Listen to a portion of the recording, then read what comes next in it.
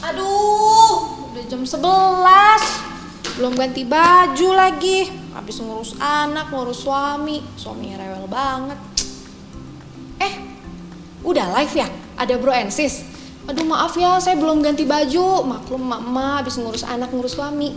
Tapi sebentar, saya ganti baju dulu biar kecean dikit, oke? Nah, kayak gini kan kece ya Bro and Sis. Tapi kayaknya ada yang kurang deh, apa ya? Oh iya, mic saya. Sebentar ya.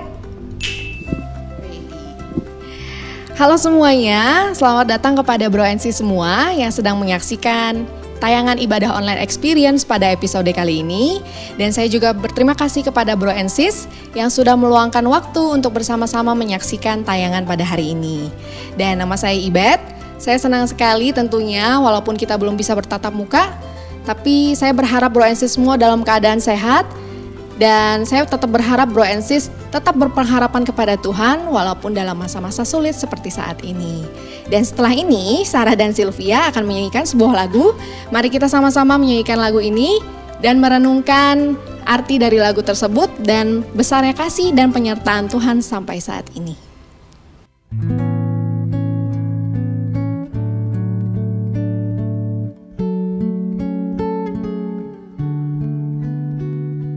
Great is thy faithfulness, O God my Father.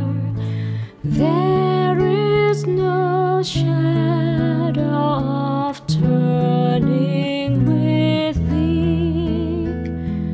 Thou changest not, thy compassions, they fail not.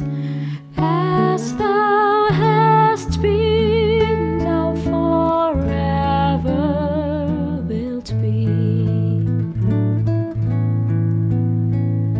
Great is thy faithfulness, great is thy faithfulness. Morning by morning, new mercies I see. All I have needed, thy hand has provided. Great is thy faithfulness, Lord, unto me.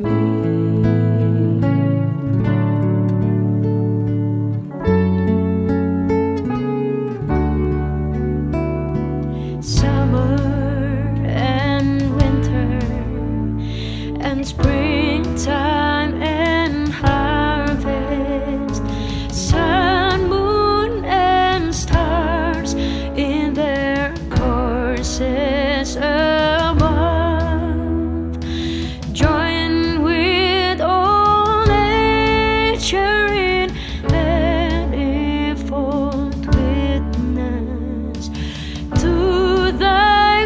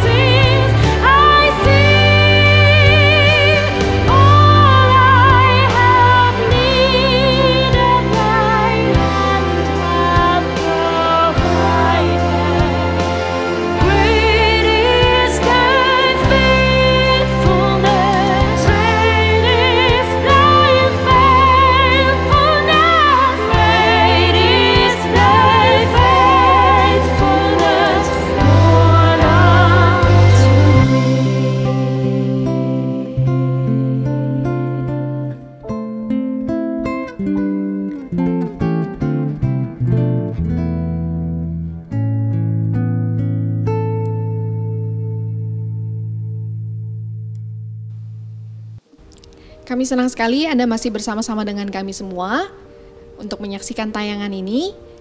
But we don't want you tuning in alone. Bro and sis semua bisa copy link kita dan share ke teman-teman dan keluarga semua untuk sebentar lagi menyaksikan dan mendengarkan kebenaran firman Tuhan yang akan dibawakan oleh Bro Jason. Feel free buat teman-teman, buat bro and sis semua untuk ngambil snack atau kopi dan teh yang bisa membuat Anda rileks dan fokus selama tayangan ini berlangsung. Selamat menyaksikan dan enjoy. Halo, ketemu lagi dengan saya. Dan saya sangat menghargai semua teman-teman yang Kristen dan yang bukan Kristen. Saya berterima kasih untuk semua pemberian Anda semua. Ada yang memberi perhatian kepada teman-temannya di saat yang tidak menyenangkan ini. Ada yang memberikan caring, kepedulian, perhatian. Terima kasih untuk semuanya itu. Juga ada yang memberikan persembahan ke gereja, mensupport misi yang Tuhan titipkan lewat gerejanya. Saya berterima kasih untuk semua Anda yang terlibat di depan layar maupun di belakang layar. Ada yang menyediakan konsumsi juga bagi teman-teman yang melakukan recording atau rekaman yang melayani. Serta juga ada yang memberikan undangan, membagikan channel YouTube ini ke teman-teman Anda yang Kristen, yang bukan Kristen, untuk kita bisa sama-sama mengikut Tuhan Yesus Kristus. Again, lagi saya berterima kasih dan sangat mengapresiasi apa yang Anda semua lakukan. Nah, untuk informasi bagi teman-teman yang ada di komunitas The City Light, kemudian Gracia Community Jakarta dan juga Purwokerto, kita masih akan memakai media online sebagai sarana untuk beribadah secara online, karena wabah masih belum ketebak situasinya seperti apa, vaksin masih diuji coba, masih butuh waktu untuk bisa menolong kita semua dalam menghadapi wabah ini. Dan saya juga mengajak semua teman dan rekan untuk tidak tergoda mengatasnamakan ibadah dan kemudian nekat beribadah dalam fasilitas indoor dalam jumlah yang cukup besar. Kenapa kita tidak perlu tergoda untuk melakukan hal tersebut? Karena yang saya tahu, Tuhan Yesus Kristus mengajarkan kepada kita sendiri, Dia sendiri yang mengajarkan kepada kita bahwa ibadah yang sejati itu bukan pada saat kita pergi ke fasilitas-fasilitas tempat-tempat ibadah, Bait Allah di Yerusalem hari itu, rumah ibadah di Yerusalem, tetapi pada saat kita dalam roh kita bertemu dengan rohnya Tuhan, kita mengalami anugerah Tuhan, kebenaran Tuhan, dalam roh dan kebenaran dan anugerah Tuhan, dan kita memberikan seluruh hidup kita, akal budi kita, kekuatan kita, itu adalah ibadah kita yang sejati. Jadi jangan tergoda dengan hal tersebut. Kita justru memohon kepada Tuhan supaya lewat media-media online seperti ini Tuhan juga menyentuh hati kita semua dan menunjukkan bahwa Dia menyertai dalam segala situasi. Tapi saya juga sadar ada di antara Anda semua, termasuk saya, yang juga membutuhkan simbol-simbol religi, membutuhkan simbol-simbol agamawi untuk menolong kita bisa merasakan Tuhan dekat. Jadi ada yang membutuhkan simbol salib, ada juga yang membutuhkan simbol gelas perjamuan kudus, roti dan anggur perjamuan kudus. Ada juga yang membutuhkan simbol lagu religi Kristen. Dan kalau bisa menyanyi bersama lagu religi Kristen yang kita familiar dan ditonton, dan kemudian kita menonton orang-orang yang menyanyikannya juga orang-orang yang familiar wajahnya yang kita kenal, itu menolong kita semua untuk bisa merasa kuat, merasa tenang, merasa lebih terhibur. Nah, tetapi untuk informasi sebelum saya lanjutkan, Anda perlu tahu, lagu religi tidak sama dengan lagu rohani. Dan tidak ada yang namanya lagu rohani. Spiritual songs gak ada. Spiritual songs berarti yang bikin lagu Tuhan sendiri. Dan penulis Alkitab tidak pernah menceritakan kepada kita ada lagu yang ditulis oleh Tuhan sendiri. Jadi yang nulis lagu siapa? Daud, manusia duniawi seperti kita. Jadi lagu religi Kristen dengan lagu dangdut, dengan lagu rock, dengan lagu jazz, dengan lagu pop, sebetulnya sama semuanya lagu duniawi. Karena yang bikin orang-orang duniawi seperti kita-kita ini. Gak ada lagu rohani. Adanya lagu religi Kristen, Christian songs yang ada. Nah, jadi memang ada di antara kita yang perlu menyanyikan dan mendengarkan lagu-lagu religi Kristen yang familiar dengan telinga kita. Untuk itu, bagi teman-teman yang ada di The City Light, kemudian Gracia Community Jakarta dan juga Purwokerto, tiap-tiap komunitas nanti akan menyediakan online worship sendiri, online singing sendiri. Anda bisa cek di infonya di grup-grup WhatsApp atau media-media lainnya. Dan online singing tersebut disediakan supaya ada di antara kita yang memerlukan momen-momen dan tertolong oleh momen-momen menyanyi bersama dengan lagu-lagu yang familiar di mana Tuhan mungkin bisa pakai untuk menyentuh jiwa Anda dan menyegarkan yang merasa haus dan juga lelah dalam menghadapi kehidupan ini. Semoga hal tersebut menolong kita dalam menghadapi masa-masa ini sampai suatu saat kita bisa beribadah secara fisik bersama-sama kembali. Nah, hari ini di episode ini saya ingin memberikan wanti-wanti berikutnya. Kalau minggu lalu saya mewanti-wanti untuk berhati-hati dengan khotbah, di episode ini saya mengajak kita semua untuk berhati-hati dengan pemberian, waspada dengan pemberian. Nah, kalau Anda orang beragama, kita sering diajar untuk give, memberi, giving. Dan kalau agama Anda Kristen, maka Anda yang Kristen mungkin pernah mendengar teks Alkitab yang dipakai, bunyinya seperti ini, lebih berkat memberi daripada menerima. Nah, untuk informasi, kalimat tadi lebih berkat memberi daripada menerima tertulis di Kisah Rasul 20 ayat 35. Di mana Paulus yang mengutip kalimat Yesus dalam Kisah Rasul dan kemudian dia tulis dalam Kisah Rasul 20 ayat 35. Tetapi kalau Paulus mengutip kalimat Yesus ini, yang menarik, Yesus ternyata kalimatnya tersebut tidak pernah dicatat oleh 4 penulis Injil. Matius, Markus, Lukas, Yohanes. Anda tidak pernah menemukan kalimat tersebut ada dalam Injil Sinoptik. Jadi saya ingin memberikan kuis nih. Dari mana Paulus mendengar kalimat Yesus tersebut? Dia tidak bersama-sama dengan Yesus selama 3,5 tahun. Ya, kok Paulus bisa dengar? Apakah dia ngarang sendiri? Kalaupun Yesus yang ngomong, sumbernya dari mana? Dan kenapa penulis Injil lainnya Matius, Markus, Lukas, Yohanes tidak menuliskan kalimat Yesus tersebut? Nah, bagi Anda yang bisa menjawab kuis ini, ada hadiah yang tersedia. Hadiahnya berupa mujizat, 2 botol mineral water di rumah Anda akan berubah jadi red wine, jadi anggur. Oke? Jadi, kalau Anda sudah sering diajar untuk memberi di episode ini, saya justru mengajak Anda semua belajar waspada dengan pemberian. Kenapa? Mari kita lihat proses seperti apa yang terjadi pada saat seseorang memberi sesuatu kepada yang lain. Nah, hari ini saya ditemani bersama dengan Mickey Mouse dan Winnie the Pooh.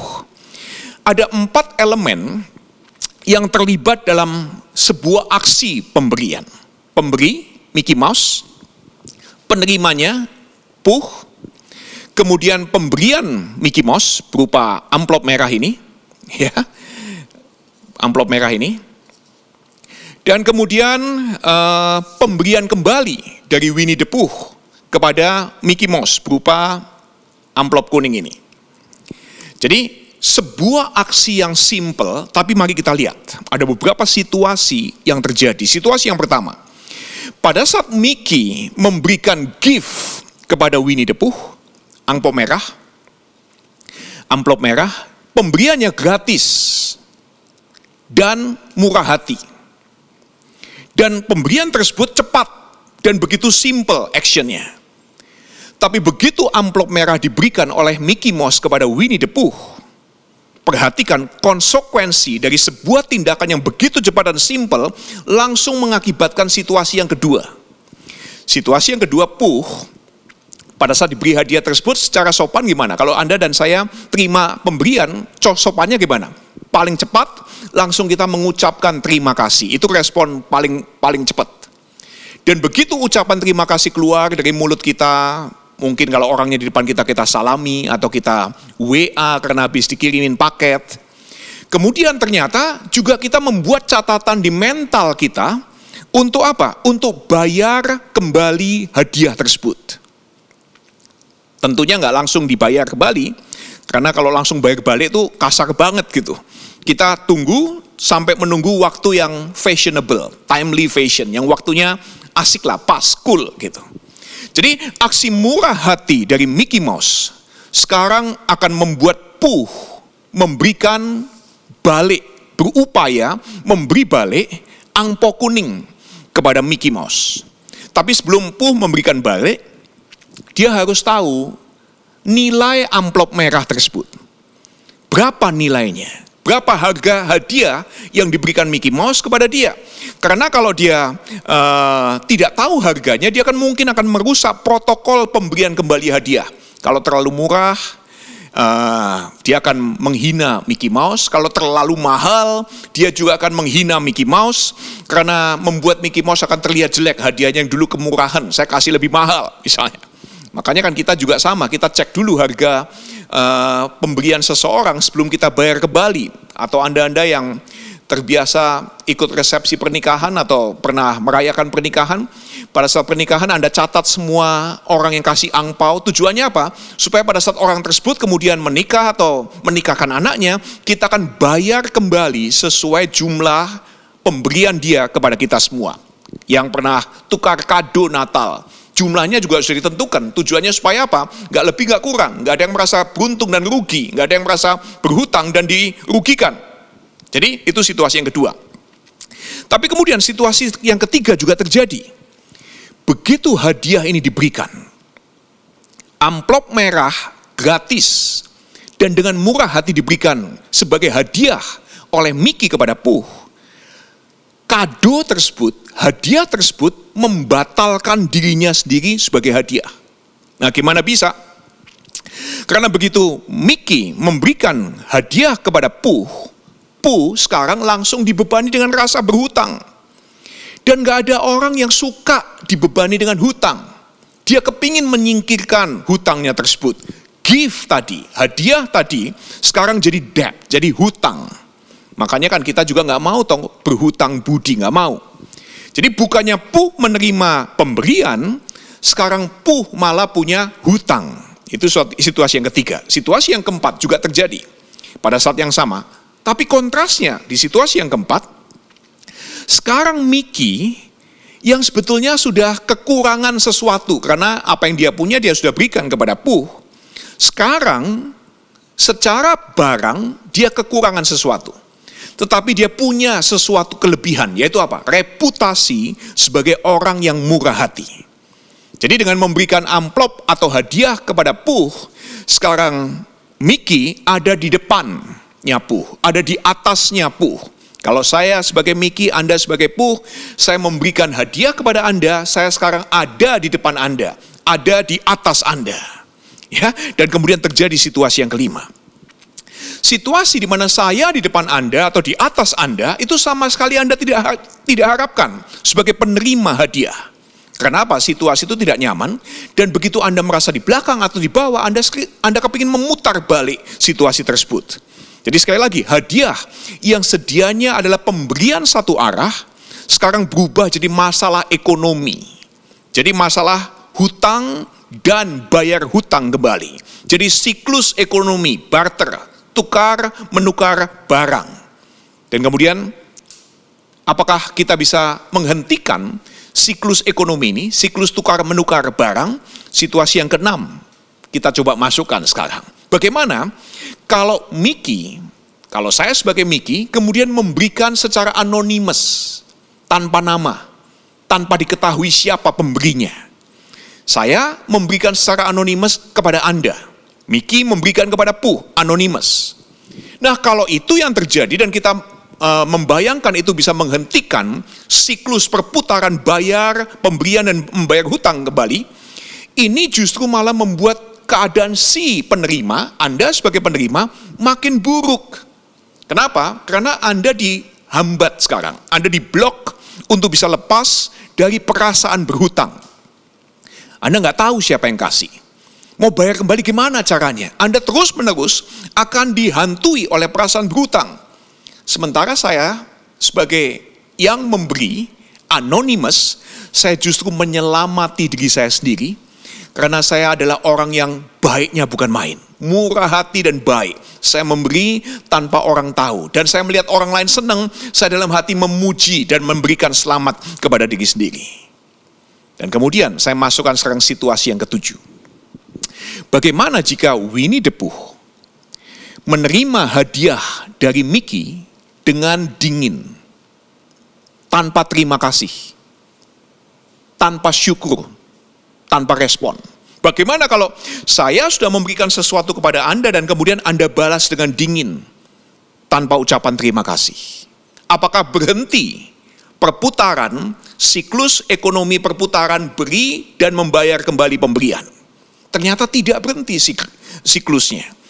Pada saat Anda sebagai penerima tidak berterima kasih dan tidak memberi kembali, itu justru akan membuat saya tambah menyelamati diri saya sendiri karena karakter saya ternyata memang superior, murah hati, dan baik hati.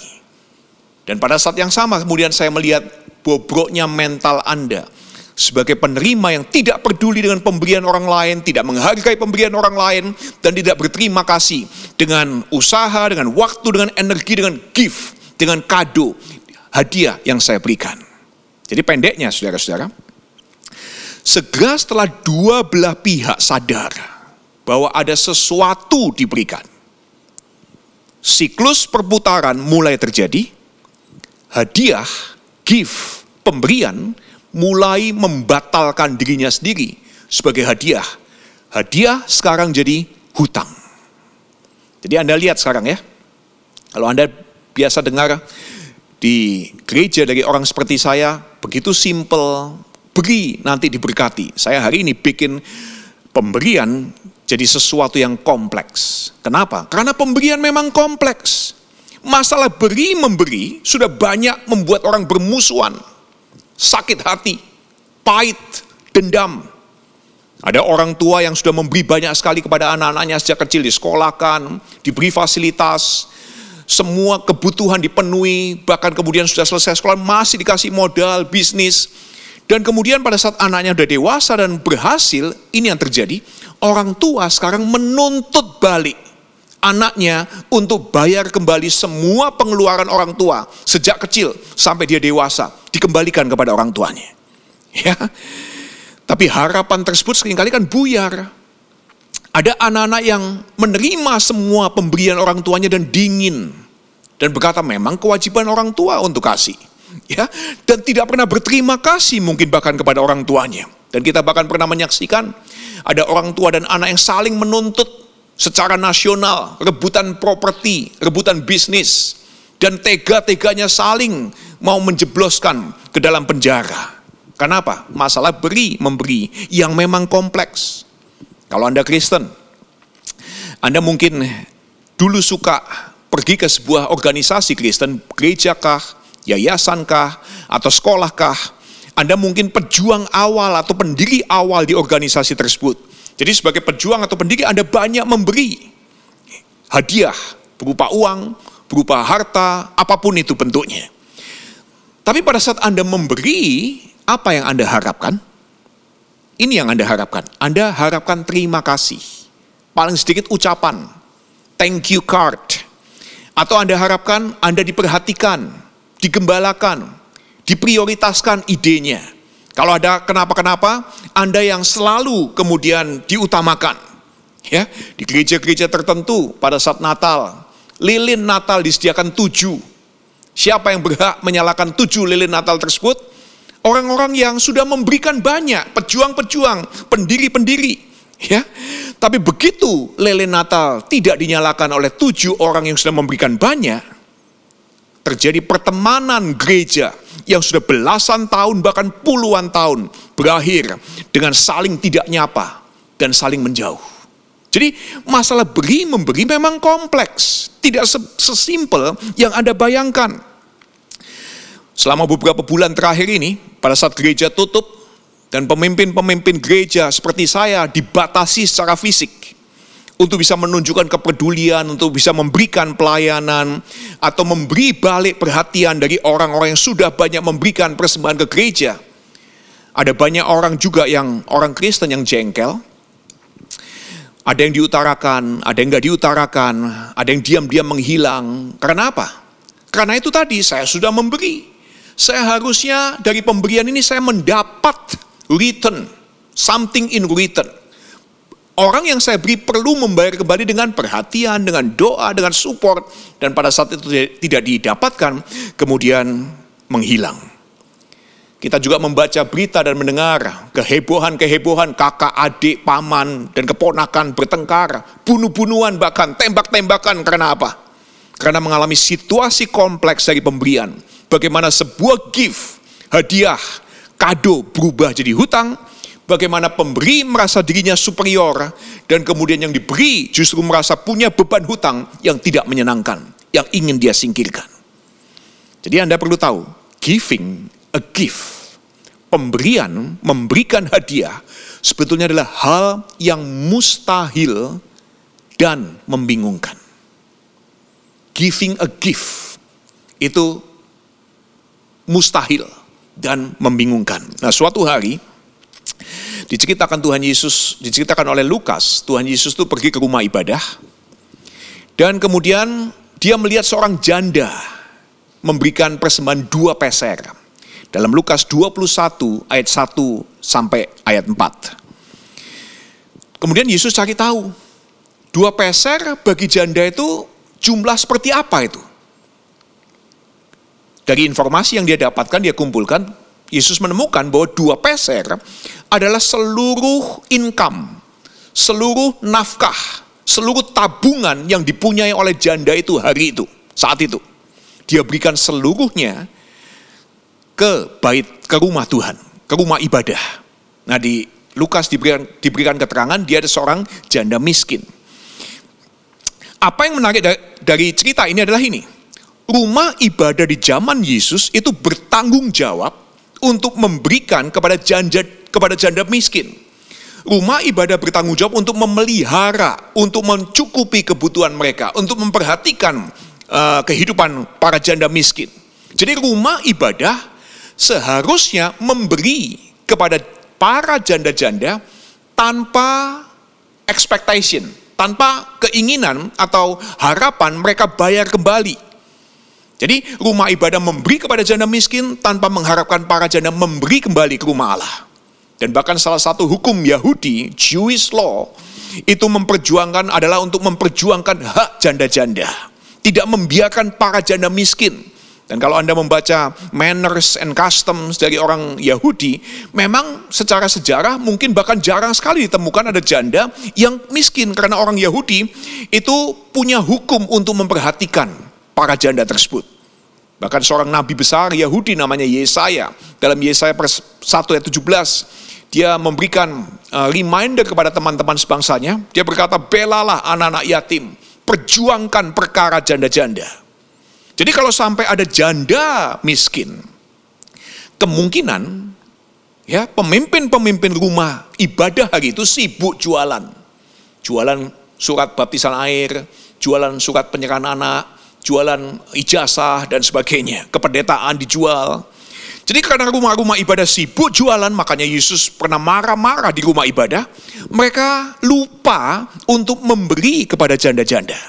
Tapi yang mengagetkan, justru janda ini yang harusnya diberi tanpa diharapkan untuk kembaliin pemberian tersebut, apapun itu, hari itu dilihat oleh Yesus yang memberikan ke rumah ibadah seluruh nafkahnya, dan justru janda ini yang tidak mengharapkan apapun dari rumah ibadah diberikan kepada dia.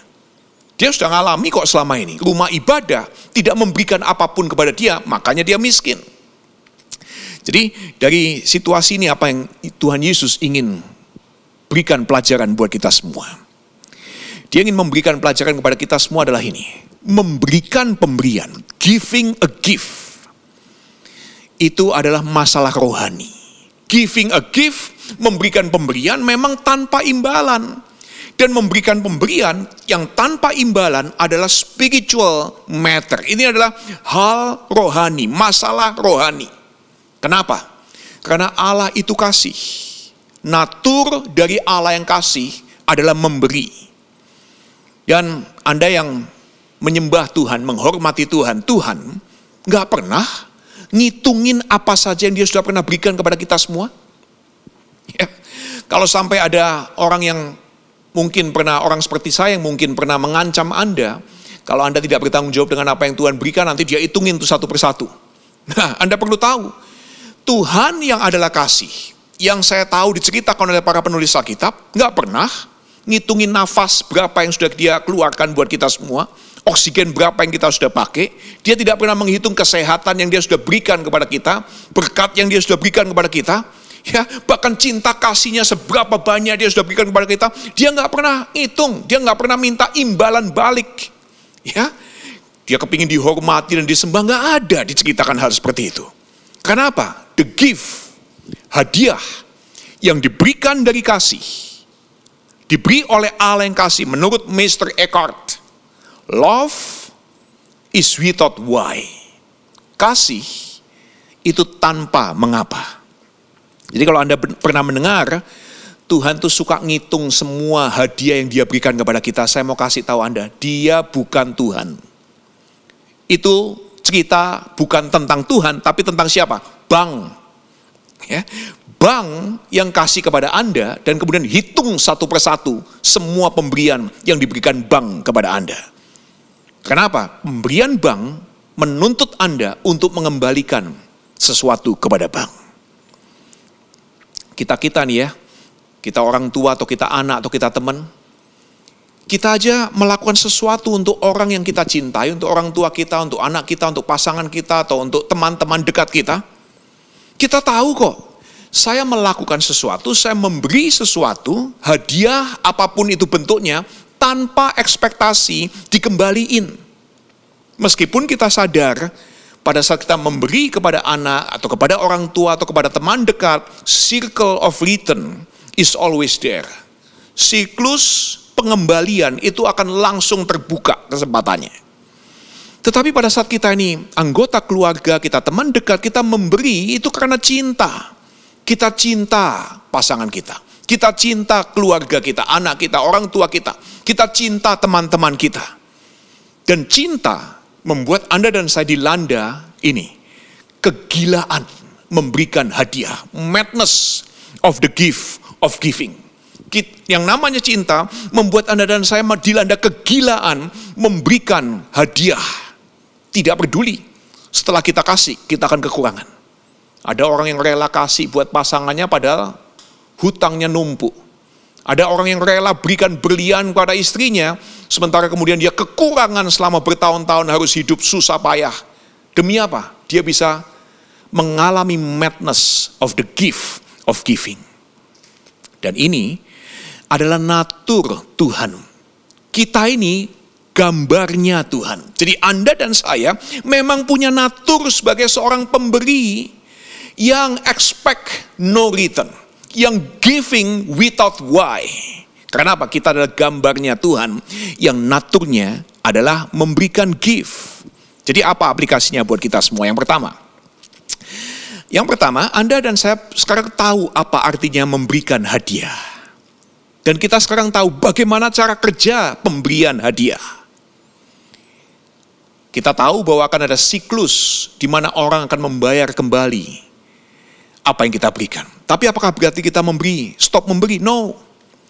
Sekarang kita sudah tahu apa artinya memberikan pemberian. Still give. Terus beri. Expect no return. Harapkan tidak ada yang dikembalikan. Karena apa? Ini masalah rohani. Anda dan saya adalah gambar Allah yang adalah kasih, yang terus memberi tanpa mengapa. Jadi saya mengucapkan terima kasih banyak sekali dan besar sekali bagi semua teman-teman dan rekan-rekan dari semua tim-tim pelayanan yang terus-menerus giving a gift, memberikan hadiah yang terbaik minggu ke minggu, dan Anda tidak mengharapkan apapun dikembalikan. Anda bahkan tidak mengharapkan penonton yang nonton apa yang kita kerjain. Yang satu hari mungkin gak ada lagi yang nonton apa yang kita kerjain bersama. Seperti Yesus 3,5 tahun melayani, di akhir hidupnya, no one following him. Kasihan banget. Tapi, he kept giving. Dia terus memberikan dan tidak mengharapkan apapun kembali. Karena apa? Itu memang cara kerja sebuah hadiah. You give, you expect no return. But still, you give without why. Yang kedua, aplikasi yang kedua. Mari kita menjalankan ekonomi dalam kehidupan ini, bisnis dalam hidup ini, pekerjaan dalam hidup ini, pelayanan kita dengan give in mind.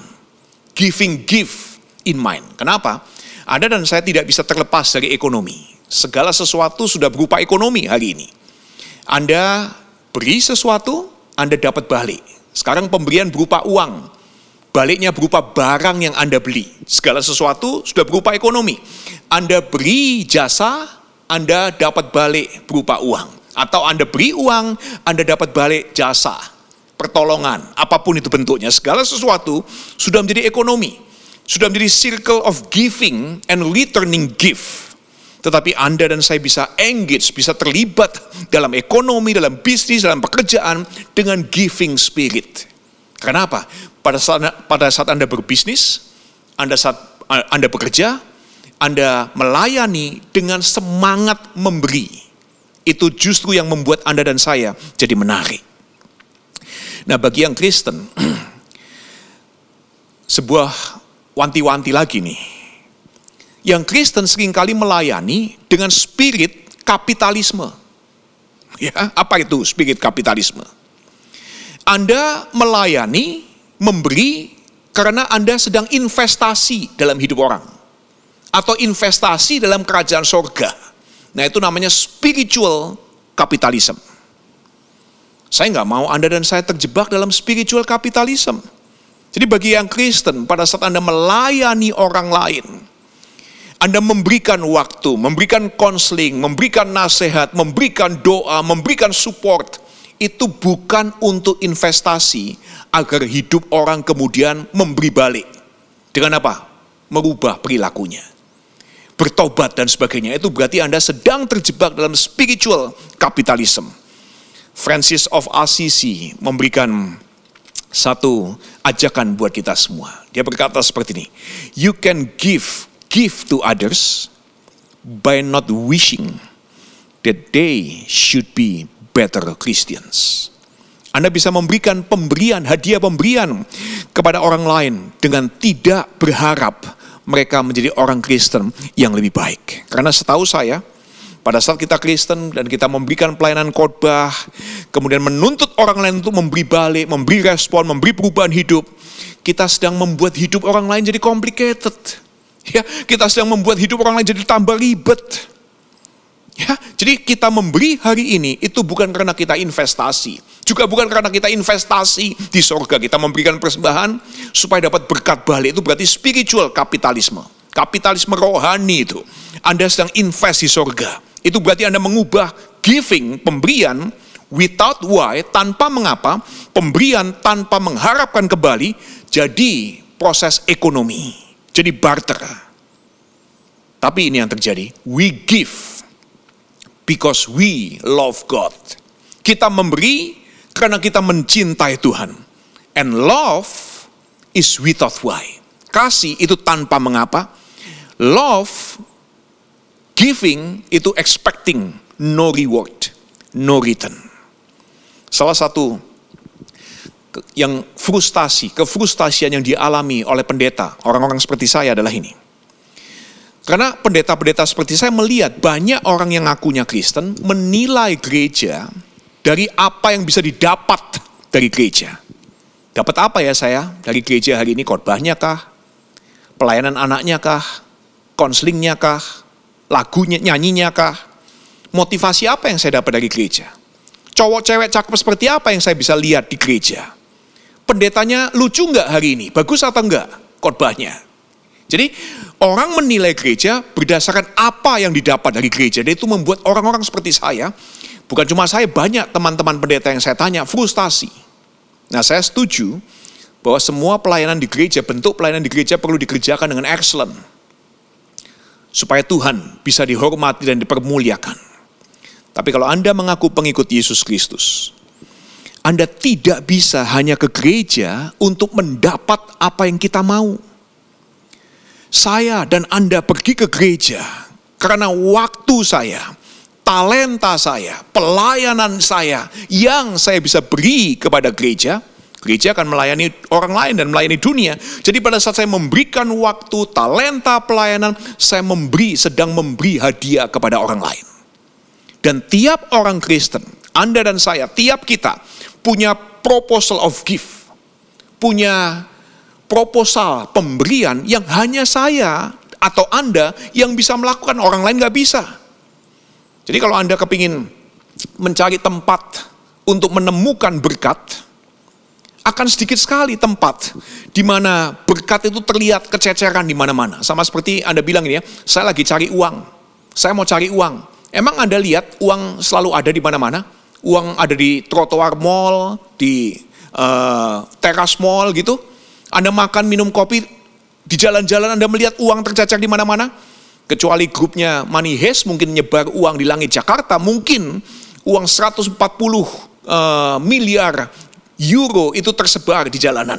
Tapi nggak pernah ada itu di film, di Netflix. Ya, kita tidak pernah melihat uang tercecer di mana-mana. Tapi apa yang kita lihat tercecer ada di mana-mana? Pekerjaan, pelayanan itu ada di mana-mana. Jadi pada saat kita mencari tempat untuk memberi berkat, peluang ada di manapun. Jadi kita sulit menemukan berkat tersedia di mana-mana, tapi kita mudah menemukan pekerjaan dan pelayanan memberi berkat tersedia di mana-mana. Nah, satu lagi nih, saya udah kadung ngomong soalnya. Anda tahu, orang hebat seperti C.S. Lewis, dia adalah pengikut Kristus yang pemikir hebat, tapi hidupnya juga dulunya berantakan abis, tapi kemudian dia ikut Yesus Kristus, dia menulis buku, dia sampai hari ini tulisan-tulisannya, bahkan tulisannya jadi film Narnia, itu terus memberikan dampak besar sekali di dunia. Anda tahu apa yang membuat C.S. Lewis suka ke gereja? Dia ke gereja bukan karena lagu-lagu gereja. Buat dia, ini kata-katanya dia nih ya, lagu-lagu gereja itu ya, rabis, sampah. Yang nyanyi unqualified, gak berkualitas. Semua lagunya tidak punya kualitas. Semua puisi-puisi, kesaksi itu tidak punya kualitas. Apa dia suka dengan khotbah yang dia dengar di gereja? Dia bilang, sama, khotbahnya itu dangkal. Orang-orang gereja kalau saya ajak ngomong gak nyambung. Saya udah jauh kemampuan mikirnya di atas mereka. Saya ajak ngomong gak pernah nyambung. Tapi C.S. Lewis ke gereja. Karena dia percaya kalau dia tidak pergi ke gereja, dia akan arogan dengan kesendiriannya. Jadi pada saat Anda dan saya mengisolasi diri mandiri dari orang lain, Anda dan saya akan disekap oleh kesendirian. Pendek kata, saya butuh Anda. Anda butuh saya. Pada saat kita bersama-sama saling membutuhkan, saling memberi, kita menjadi berkat ganda bagi dunia ini. Kalau Anda suka baca komik, ada komik anak Super Friends, namanya DC Comic yang bikin. Ada 2 lakon yang namanya Sun and Jaina. Tapi 2 jagoan ini gak punya power sampai mereka ketemu. Begitu mereka ketemu, powernya aktif saat mereka terhubung satu dengan yang lain. Jadi poin saya adalah ini, memberi untuk sesama adalah usaha tim. Bersama kita mau memberi, kita mampu memberi lebih, kita mampu memberi without why, dan kita mampu memberi expecting no return. Dan bagi Anda yang bukan Kristen, apakah Anda perlu bertobat? Apakah Anda perlu dibaptis ya, untuk bisa memberi? No. Kalau enggak berarti pemberian Anda tidak qualified, jawabannya no. Kalau Anda punya sasaran dalam hidup ini adalah untuk memberi, maka ingat, memberi adalah natur dari Allah yang adalah kasih. Anda yang bukan Kristen, Anda adalah gambar dari Allah yang adalah kasih, yang naturnya memberi. Dan pada saat Anda memberi, Anda tidak mungkin gagal. Anda tidak pernah gagal pada saat Anda memberi. Yang terakhir, bagi semua yang menonton YouTube hari ini, yang mungkin baru pertama kali menonton hari ini, baik Kristen maupun bukan Kristen, saya akan bukan mengundang, men-challenge Anda. Anda bisa mencoba untuk memberi hadiah kepada gereja ini, The City Light, atau Gracia Community. Ya, Anda bisa memakai informasi yang nanti akan Anda lihat untuk memberikan pemberian kepada gereja ini. Dan saya jamin nih, saya guarantee, Anda tidak akan menerima kembali apapun.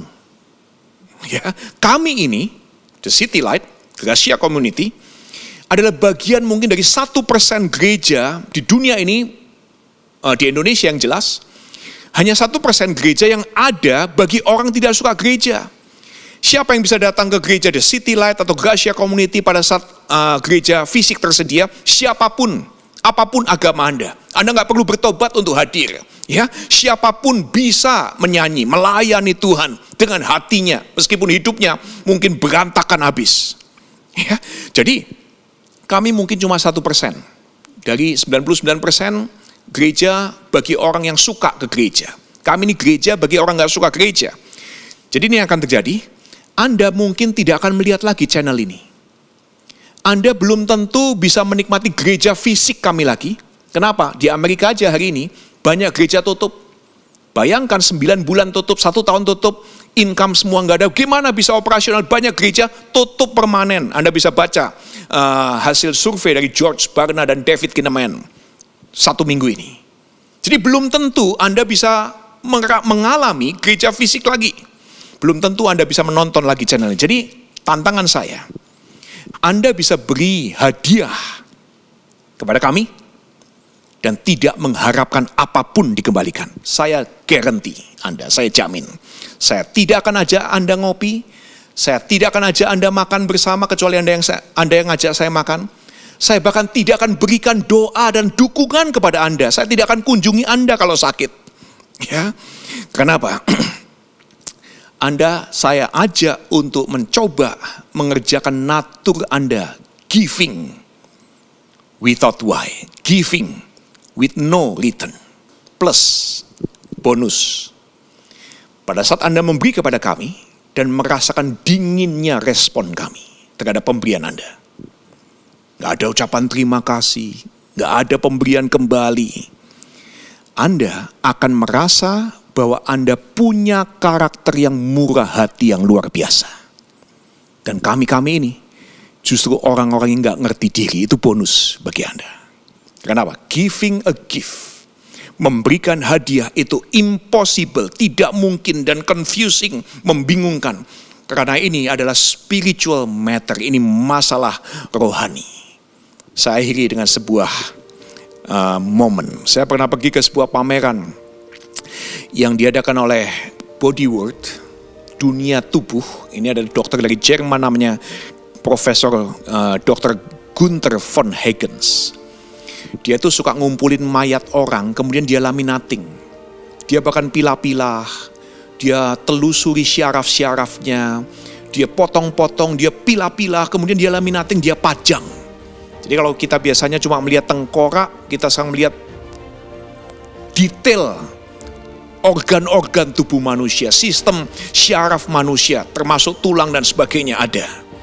Nah, Singapura kalau bikin pameran kan kepingin yang paling nomor 1. Di negara-negara lain, Body World memberikan pameran hanya 70 status, 70 sculpture yang dipasang, 70 benda atau jenazah. Di Singapura semua simpanan dari Body World dipamerkan. Jadi saya lihat macam-macam tuh. Setelah 2 jam saya muter-muter, melihat tubuh-tubuh manusia real yang sudah dilaminating. Di pintu keluar, ini yang membuat saya diam selama beberapa saat. Saya lihat figur sedang berlutut, di tangannya memegang hatinya, jantungnya. Dan seakan-akan sedang menyembah dan berdoa kepada Tuhan. Menyatakan seperti ini. At the end of my life, the only thing I can do is giving my life as a gift to you and to others. Di akhir hidupku, satu-satunya hal yang ternyata aku bisa lakukan hanyalah memberikan hidupku sebagai hadiah bagi engkau dan bagi orang lain. Tapi itu hanya bisa terjadi kalau dalam hidup ini we give gifts. Kita memberikan hadiah kepada orang lain yang adalah gambarnya Tuhan dan tidak mengharapkan apapun kembali. Mari kita berdoa bersama untuk mengakhiri episode ini. Tuhan, kami bersyukur untuk semua pemberian dan berkat, kekuatan, kesehatan, kehidupan, nafas, kasih sayang dari orang-orang yang kami kenal, yang Tuhan karuniakan kepada kami semua. lewat orang-orang di sekeliling kami. Kami bersyukur, berterima kasih untuk semuanya itu. Dan sekarang ini kami ingin mengucapkan syukur dan juga memohon kiranya berkat dari Allah Bapa, dari Tuhan Yesus Kristus, dari Allah Roh Kudus menyertai kami semua dan memberikan kepada kami semua terus penyertaan dan hikmat yang dari Tuhan, hati yang penuh dengan sukacita, supaya dengan semua karunia Tuhan yang selalu baru setiap saat kami bisa pakai dengan efektif, dengan bijak untuk menghormati Tuhan dan melayani orang lain, sehingga banyak orang juga bisa menerima hadiah kasih dari Tuhan lewat kami semua. Sekali lagi Tuhan dipermuliakan, dan Tuhan juga memberkati semua pemberian yang sudah diberikan untuk mensupport pekerjaan Tuhan lewat gereja, lewat sekolah, lewat pendidikan teologi, dan dengan semua berkat Tuhan tersebut kami terus bisa melayani dunia ini dan merefleksikan terang Tuhan. Di dalam nama Tuhan Yesus Kristus Juru Selamat kami sudah berdoa. Amin. Tuhan memberkati kita semua, dan saya ketemu lagi dengan Anda semua di episode berikutnya. Terima kasih bagi Anda semua yang sudah menyaksikan tayangan ini sampai di akhir acara. Saya berharap Bro and Sis tidak hanya dapat mendengarkan, mempelajari, dan juga dapat merefleksikannya dalam kehidupan sehari-hari. Kami juga berterima kasih kepada teman-teman semua yang sudah mendukung pekerjaan Tuhan lewat doa, persembahan, tenaga, dan ide, dan juga berterima kasih kepada teman-teman pelayanan tim di belakang layar. Jangan lupa untuk subscribe, like, dan komen YouTube channel kami The City Light. Sampai jumpa minggu depan. See you online next week and God bless.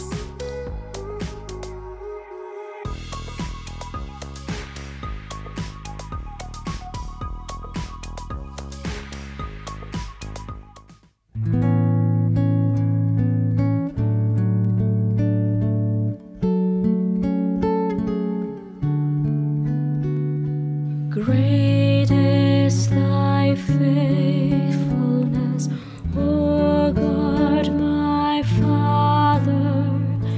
There is no shadow of turning with thee. Thou changest not, thy compassions, they fail not. As thou hast been, thou forever wilt be. Great is thy faithfulness, great is thy faithfulness. Morning by morning, new mercies I see. All I have needed, thy hand has provided. Great is thy faithfulness, Lord, unto me.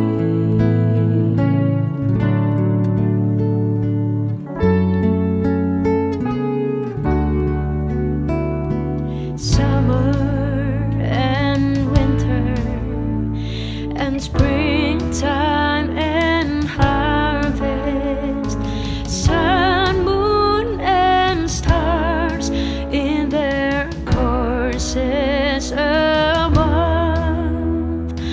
join with all nature in manifold witness to thy great faithfulness, mercy, and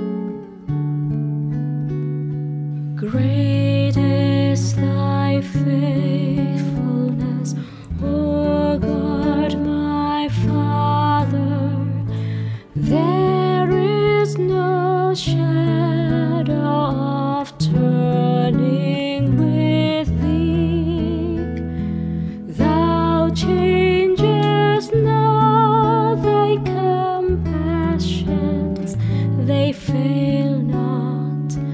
As thou hast been, thou forever wilt be. Great is thy faithfulness, great is thy faithfulness. Morning by morning, new mercies I see. All I have needed, thy hand has provided. Great is thy faithfulness, Lord, unto me.